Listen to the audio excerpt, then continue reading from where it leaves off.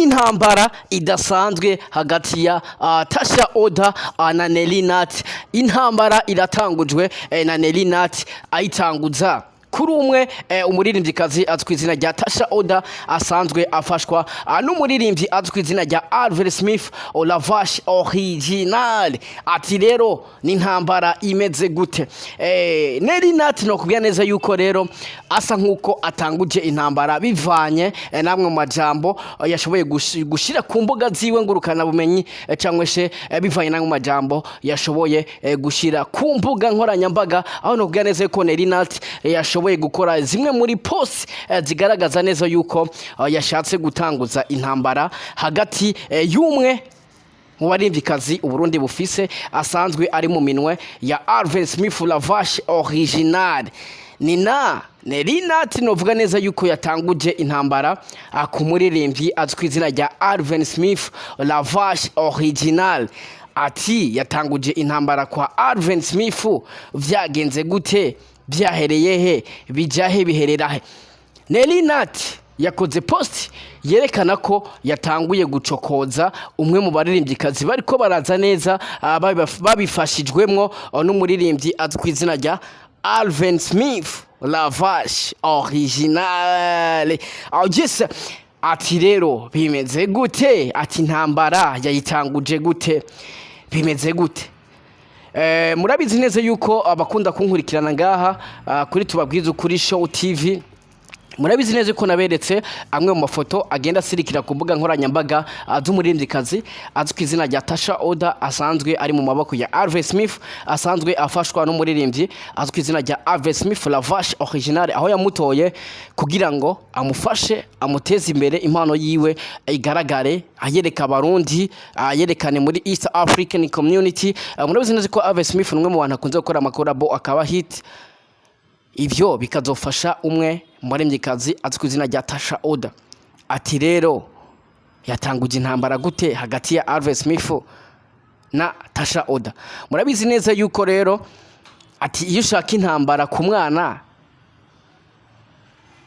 uhera ku muvyeyi, abandi ngo iyo ushaka intambara ku mwana uhera ku muvyeyi. Mbega ivyo bibiri nikiharico canyaco jewe numva iyo ushaka intambara ku muvyeyi uhera ku mwana. Umuriro uratse, showbiz industry irongeye kuryoha. Yes, ni Nelly Nat no kubya neza yuko asanzwe ari mu bantu bakunze kuvuruga Buja Flavor. Murabizi neza yuko mu miseze hari umwe mu bantu atahuza n'umuririmbyi azwi izina rya Alvin Smith, ariko bikaba byabaye nk'ibirangira aho bahuriye mu kiganiro yamutumiye amukoresha ikiganiro aho yamubwiye yuko ati ni industry no kuryosha gakino, ati nta gwanko Alvin. Yes, ni Nelly Nat rero yongeye gukora indi post igaragaza neza ko yashatse gucokoza cyangwa se kuvugisha Alvin Smith, kuko iyo kubisa umwana burya ubushaka umuvyeyi. Hariyo mpamvu rero Nelly Nat mu gucokoza Alvin Smith yabicishije kwa Tasha Oda, kubera ko ariwe asanzwe afashwa n'umuririmbyi azwi izina rya Alvin Smith. Ati rero ni biki? Byagenze gute? Byahereye he? Bigeze? Yes, Nelly Nat rero yakoze imwe muri post aho novuga neza yuko yasohoye post mu gukora post akaba yifashishije ifoto yo muririmbyikazi Tasha Oda.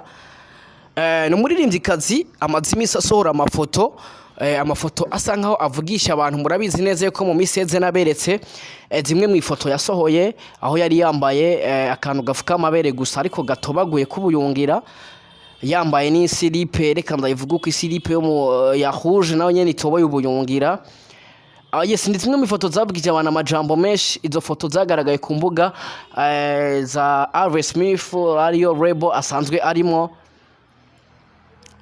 Yes, murabizi neza ko rero abantu mukurikirana social media ndi zimwe mu foto zavugije abantu amajambo menshi. Murabizi bamwe bakavuga ko bashobora kuba bari mu rukundo na Alvin Smith, abandi bakavuga neza yuko inyambaro Tasha ari karambikwa n'umuririmbyi Alvin Smith atari zo na gatoya.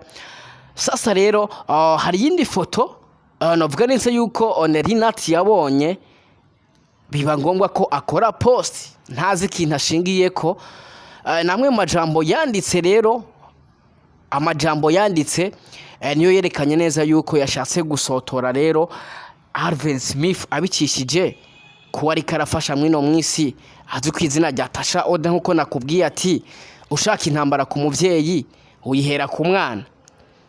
Ni Nelly Nat rero areka ndagusomere amwe mu majambo yanditse hama ngaruke ndakubwira ibiriko biravugwa hagati y'aba bana. Yes, ni posti rero yavugije abana amajambo menshi, reka ndagusomere uko Nelly Nat yayanditse abicije ku mbuga ziwe. Yes, ni Nelly Nat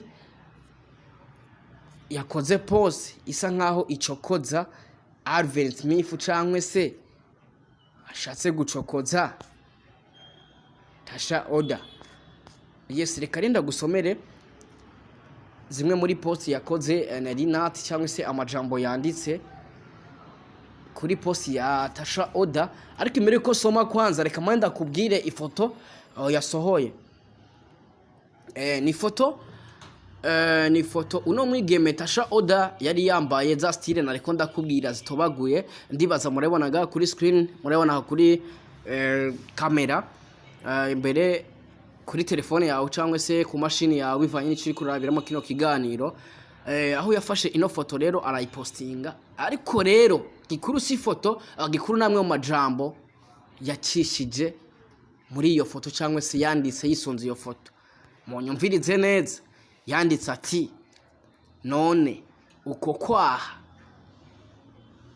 Munyumvirize neza, ni foto Tasha Oda yarameze nkaho afashe inkofero yadugije ukuboko, ariko mu kwaha haboneka kwa Tasha Oda. Aho yanditse ati none uko kwaha ntiwokogesha angeri. Murabyumva neza, ati none uko kwaha ntiwokogesha angeri. Aho yaciye ashira ko utu emoji dushika nka 200 two gutwenga ariko harimo n'amarira. Aho yaciye abandanya avuga ati abaririmbyi bacu vy'ukuri guposta ukwaha nkuko nyambari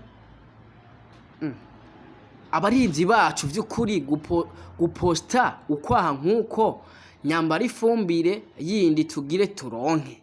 Munyumvirize neza, ati nimbari ifumbire tugire turonke. Bisigura ko ukwaha kwa Tasha Nelly Nat yakubonye nk'ifumbire bivanye nuko yakubonye je ntazi. Aca arabandanya ashira ko tundi tuyimoji two kurira yongera twenga nakandi ko kuzura amaso. Aca abandanya avuga ati none akwegereye haba hamota gute. Aho yacishira ko point d'interrogation nakantu ko kuzura amaso. Ntaraheza post ya Nelly Nat ntirahera, aho yaciye abandanya ati abahungu mufise akazi kanini. Aca ashira ko tundi tuyimoji two kurira yongera twenga. Aca ashira ko ngo bayi uko kwaha ni too much, harakantu ku matako naho. Mama we, this is Buja Flavor. This is Buja Flavor. Ndabisubiyemo, this is Buja Flavor. Ini show ashavuga ngo harakantu ku matako naho muzosanga ari mavi ya bikoko. Mama Nelly Nat, mama Nelly Nat, mama Nelly Nat. Intambara atanguje kwa Alvin Smith, intambara atanguje kwa Tasha Oda, intambara atanguje ku bafana babo baririnze imvuze.